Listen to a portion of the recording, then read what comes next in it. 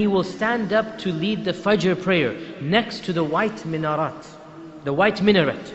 He even said the white minaret. The scholars say this is now the Umayyi Masjid, the Umayyad Mosque, which is one of the most ancient masjids that is still a functioning masjid of the Muslim world, built over 1,200 years ago. It has a huge white minaret. Most of the ulama say that the references to this masjid. So he shall be leading the Muslims in Damascus, in Damascus, and the call for Fajr shall be given. So he will be leading the Fajr prayer, the adhan will be given for Fajr when they stand up to pray. The Prophet ﷺ said, when the iqamah is given, before the Mahdi says Allahu Akbar, before he says the takbir, Isa ibn Maryam will come down in front of them. So the Mahdi will be leading the Muslims.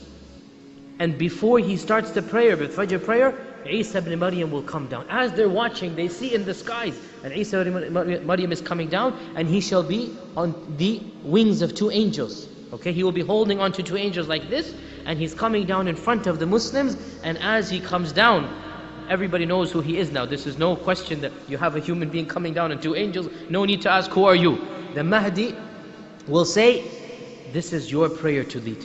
Lead the prayer for us. So the Mahdi will ask Isa ibn Maryam to lead the Fajr prayer.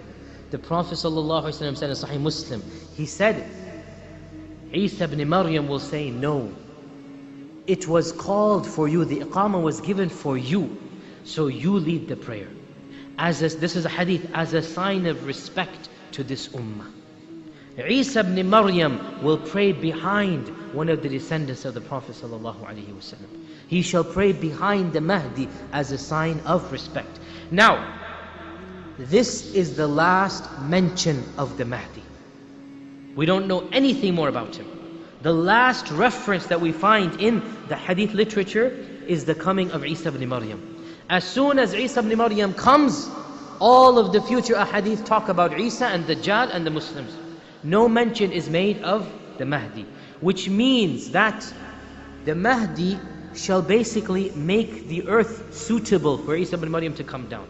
And when he comes down, then Isa ibn Maryam will take charge. What will happen to the Mahdi? Allahu A'lam. Will he live? Will he die? Will he become lieutenant? Nobody knows.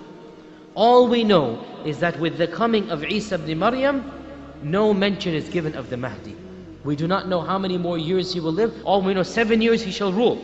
At the end of those 7 years, that is when the Dajjal will come, and Isa ibn Maryam will come, and the Mahdi will be alive at that time. After that, we have no mention of the Mahdi.